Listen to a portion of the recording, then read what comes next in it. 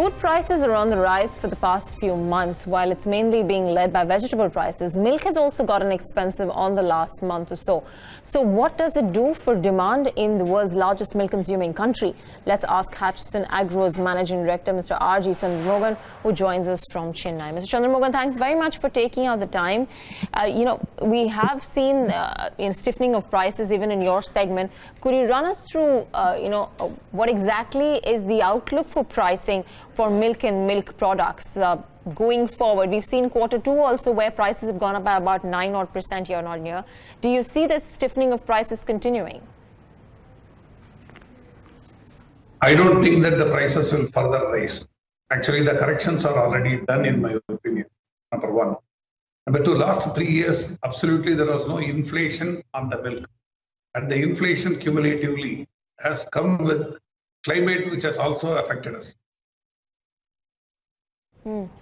Right. Mr. Chandramogan, let's talk about business then. And with these price changes, what is the outlook for demand? Do you see an overall pickup in terms of the top line numbers, and how does that expect to shape up? Top line is likely to grow as far as we are concerned. We are expecting a double-digit growth as a top line. In spite of value increase, also there is a volume increase being recorded.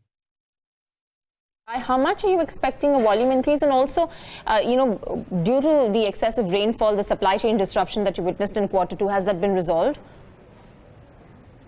Actually, last quarter probably there has been a supply distribution issues. Normally when the procurement price goes up, it takes some more time to increase the selling price. It comes in stages. So that has happened in the last quarter as well as this quarter. And almost corrections are over by December 10th. Hopefully, probably things are set and we are just going on that track. Okay, so for the third quarter as well, you could see a little bit of an increase in procurement prices? Increase in procurement prices is fully done. Okay. And probably effectively the selling price correction is also done only around 11th of December. Mr. Chandramogan, let's talk about what the focus of the company is going to be now. I believe you are giving a higher focus to the ice cream business, and with your new plant, that's going to take a lot of your mind space in terms of how that also contributes to the financials. Ice cream plant, probably we are likely to exhaust our existing capacity coming year, season, April, May, June. So for the subsequent year, we require capacities to augment. We are going with a new capacity. It is just not ice cream alone. In Maharashtra, we are expanding the curd also, milk also. So probably all the segments are branded, milk, ice cream and curd. All the three businesses are going at a right pace. Mr. Chandramogan, good morning, sir. Neeraj here. Just 2 or 3 follow-ups to each of the answers that you gave. Since we spoke about you expanding into different states, just had a follow-up on that first. Each state typically has a milk brand which is a favorite of its own. When you are expanding into these states, how do you plan to capture market share, and will that come at an expense, maybe discounts on products or maybe aggressive distribution or a mixture of both? Will that come at a cost of margins to Hatsun? Actually, probably the established business is sizable enough, and the expanded business is only about 5 to 6%. This can be easily absorbed, number one. Number two, as you said, there is going to be a challenge in just getting the product into the market. In Maharashtra, we are already 50,000 liters market we have, and we are gradually expanding. We are not going very aggressively to Bombay and all that and go. We go to small towns like Sholapur, like Latur and small towns. And gradually we go to Pune and then to Bombay. Okay, so it's a gradual expansion, not necessarily too aggressive. You will probably not gain market share in a hurry, but over a period of time. The second question, sir, is on the prices. Now, you mentioned that milk prices, if I'm not wrong, you mentioned that milk prices have started coming off a little bit. But unless my research is incorrect, milk powder prices have still stayed higher and have in fact gone up in the recent past. What kind of benefits accrue to you as a result of that? We are not major milk powder player. We are a marginal player, let's say. Right. We are into mostly branded products like ice cream, milk, curd and all that. And we have been marginally benefited by the milk powder prices. The season has been delayed, flush has been delayed because of torrential rain in every part of the country. Hopefully, it will start coming as a late flush and the prices are likely to moderate, in my opinion. A follow-up to what Devina asked you, sir, about revenue growth. Just wondering, for the last 2 years, and you've been guiding to, unless I'm very wrong, about 10 to 15% growth, but it hasn't quite happened in the same vein. With these new plants coming up, are you more confident of the mid-double-digit kind of revenue growth, volumes plus value combined for FY20 or FY21? No, in fact, probably last year before we didn't have growth, but last year itself we have recorded 11% growth.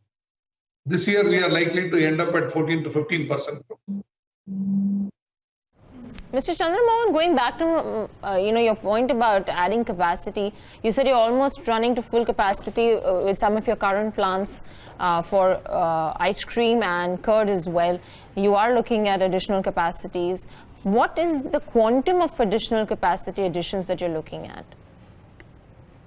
We have already got a capacity to produce 5.5 lakhs liters of curd last summer, but the Maharashtra plant will add another 1.5. So 7 lakhs will be available for this summer itself. There is no issue. Pertaining to ice cream, right now for this year we have enough capacity. For the subsequent year there is to be a problem. By the time the new plant will just add up. If you ask me, we have enough capacity to handle the volume. So next year, when you say by when do you see this capacity coming on stream for the ice cream, and in the period where you're running out of capacity to the time that the other capacity comes on stream, how do you fill in the demand shortfall? The ice cream is basically with the peak season of April, May. This April, May with the existing capacity I can manage. I require the capacity fully running for the coming April, May. So we will be ready by December of next year. Okay. So you on track for that as well. Also, with regards to spending on brand building, what's the strategy out there? Because even you have been undertaking your brand building exercises, but are you going to go big in creating valuable brand for yourself, and that's how you probably make your name in some of these other markets that you're looking to target? Today probably our ice cream is leading in Andhra, and some other markets we have made a penetration and we have become number 2, number 3 ice cream manufacturers. Gradually we are expanding. Tamil Nadu we are absolute number 1. So if you take milk, we are the largest milk brand in the country among the private sector. Curd, we are the largest in the country in the private sector. We are basically dominant in South with fresh products. We are gradually entering into Maharashtra to get into milk and curd. And ice cream has already reached Bombay. So you are targeting what kind of market share in Maharashtra in particular, sir? Because as per some of the research reports, it suggests high single-digit market share by FY22. Can you do better? No, we will be able to maintain double-digit without any difference, as far as we are concerned. We have built capacities and we are confident of maintaining double-digit growth. No, sir, I think the question was about what's the kind of target market share that you would have in some of the newer markets. You mentioned that you don't want to go very aggressively, but would it be higher single digits? No.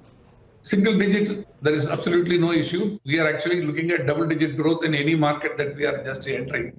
Yeah, because the base is almost zero. Base is almost zero. But is there a target market share would you have in mind, sir? Or are you not going with that strategy, that I want a particular market share? If you look at probably, as far as the company is concerned, we are entering into different states. What we are looking at is 30% growth over the previous year is what we are contemplating. And different markets have got different percentages. Which is understandable. Okay, so the long and short of it is, sir, that you believe that double-digit growth could very soon be a case in FY20 as well. Your dominance in milk and some of the other products like curd continues. I'll be interested in knowing what would you do at some point of time later with products like cheese, which you're not too dominant in. But the one last question that I have today, sir, is promoter action. Now, very few promoters hold such a large stake in the company and then make large applications in rights issues as well. If I'm not wrong, you've done a large rights issue at a good rate and yourself have also applied for the same. What is the long-term vision that you have for this? Would you maintain your promoter stake at these 75% levels? Can you tell us a bit about this rights issue application as well? And how would the growth rates be, not just for FY20, but let's say over a 3 or 4 year period? See, we have done necessary infrastructure till this year. And this infrastructure will help us in the coming years. As you say, we believe in the company and we are investing into the company. We have confidence that probably what we are doing is right. And we have also invested heavy sums. And we don't have any distractions. We don't have any investment elsewhere. All our eggs are kept in one basket, but we take care of it. That's it. And as far as cheese is concerned, cheese is mostly sold in commercial market. B2B business, we have no great interest in B2B. We are mostly interested in B2C and not B2B. Cattle feed, sir. How is that growth projected out there? Which one? Cattle feed. Cattle feed is growing at 20%. Will continue to grow at that pace? We have to see. It depends on the milk procurement, how much we are increasing. So coming year, milk procurement increase will also correspondingly work with cattle feed. Okay, Mr. Chandramogan, we'll leave it at that. Thanks so much for taking the time out and speaking to us at BloombergQuint and giving us your thoughts.